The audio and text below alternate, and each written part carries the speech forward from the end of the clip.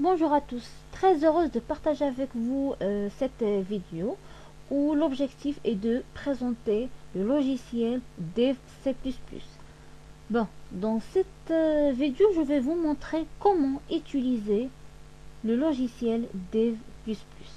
Pour vous dire, c'est un logiciel qui va vous permettre de compiler et exécuter vos programmes proposés ou développés en langage C.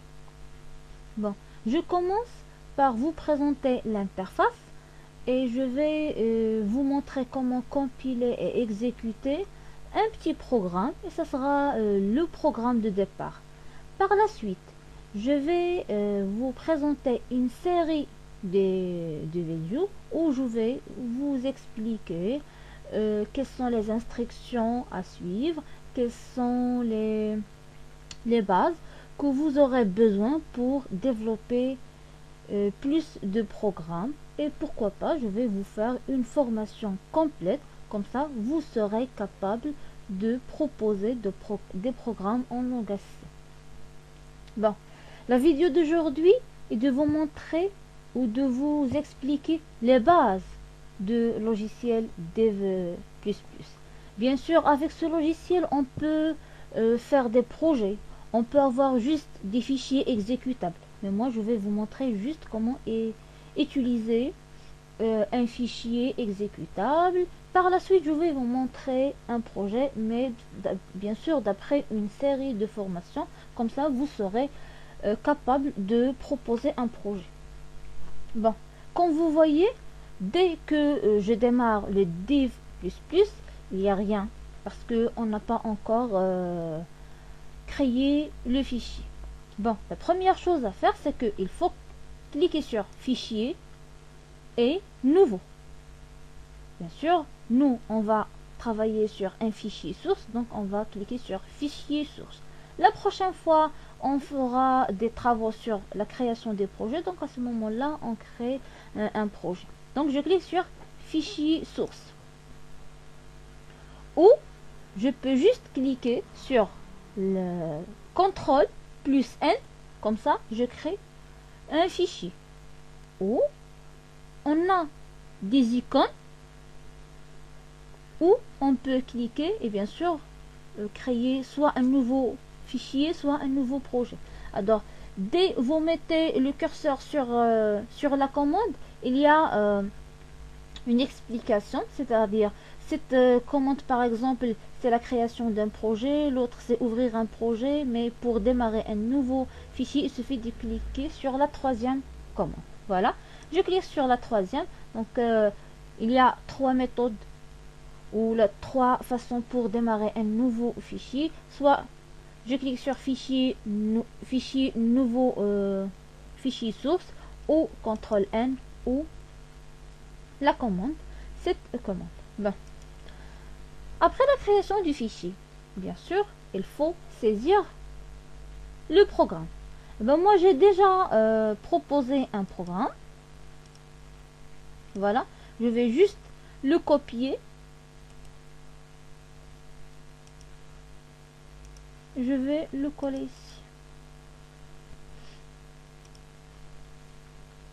Donc, c'est un programme simple. Ce programme permet d'afficher un message où il est affiché bravo, c'est votre premier programme. Bien sûr, dans les prochaines vidéos, je vais vous expliquer comment proposer un programme, les instructions, déclaration de variables, les fonctions d'écriture, de la lecture. Donc, je vous donne un rendez-vous dans les prochaines vidéos pour vous expliquer comment proposer un programme.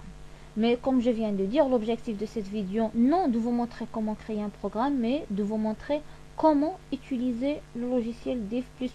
Donc, après avoir saisi le programme, donc ici je veux vous présenter trois commandes. La première commande, c'est compiler. Compiler, c'est tout simplement une sorte de vérification. Il permet de vérifier est-ce que le programme est correct, c'est-à-dire est-ce qu'il y a des erreurs ou non. Donc je vais cliquer sur compiler. La première chose à faire, et avant de compiler le programme, il faut l'enregistrer. Donc moi, je vais l'enregistrer sur mon bureau et je vais le nommer premier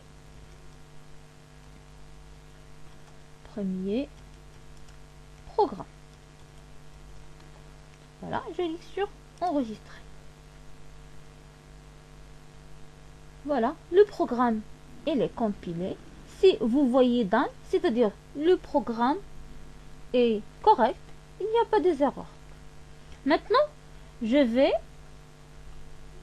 faire une erreur, je vais effacer point virgule. Normalement, chaque instruction doit être terminée par point virgule, mais moi, j'ai enlevé le point virgule, comme ça, pour créer une erreur. Et je clique sur compiler. Et voilà, le programme n'est pas correct, et plus ou moins un message d'erreur qui s'affiche. Alors, pour qu'on puisse capable de corriger les erreurs dans nos programmes, il y a une barre qui s'affiche où nous indique où il y a les erreurs.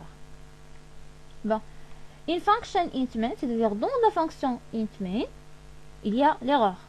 Donc c'est la ligne 6, excepted point virgule before getchar, c'est-à-dire il nous indique comme quoi il y a une erreur avant getchar. Et c'est évident, c'est on a oublié point virgule. Et voilà, je compile. Done, le programme est correct. Après la compilation, c'est-à-dire la vérification si le programme est correct ou non, on passe à l'exécution, c'est-à-dire exécuter le programme et voir le résultat. Et voilà. Le programme est exécuté, le message est affiché. Bravo, c'est votre premier programme. Très bien. Alors ça, la première commande, c'est compiler. La deuxième commande, c'est exécuter. Il y a la troisième commande qui joue le deux rôles à la fois, c'est compiler et exécuter. C'est-à-dire vérifier le programme. Et si le programme est correct, elle affiche l'exécution. Donc, je clique sur les deux. Le programme est compilé et le message est affiché, bien sûr, parce que le programme est correct. Maintenant, je vais faire la même chose. Je vais effacer point virgule et je clique sur compiler et exécuter.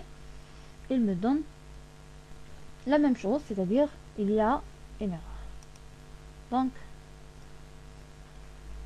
je corrige le programme, je clique sur compiler et exécuter et voilà, le message est affiché. Après l'exécution et après la correction, après la compilation du programme, donc il y a un fichier exécutable qui s'écrit dans le même dossier où vous avez enregistré votre programme, comme vous allez voir. Bon, je vais vous montrer. Donc moi, j'ai enregistré mon programme dans le bureau. Voilà le code source, c'est div++, et voilà le programme exécutable. Donc je clique deux fois. Voilà le programme qui s'exécute. Par la suite, vous allez voir comment cet exécutable fonctionne. Bien sûr, s'il y a des entrées et sorties, il y aura beaucoup de choses. Mais juste pour vous dire que après l'exécution du programme, il y a un fichier exécutable qui s'affiche. Donc, je crois que maintenant, vous êtes capable d'utiliser plus ou moins le div C++. Donc, j'ai essayé de vous expliquer l'essentiel. Comme ça, vous serez capable de faire les exercices et de faire les TP et corriger vos programmes. Donc, je vous donne un autre rendez-vous dans les prochaines vidéos où je vais vous expliquer en détail comment rédiger un programme en langage C. À très bientôt.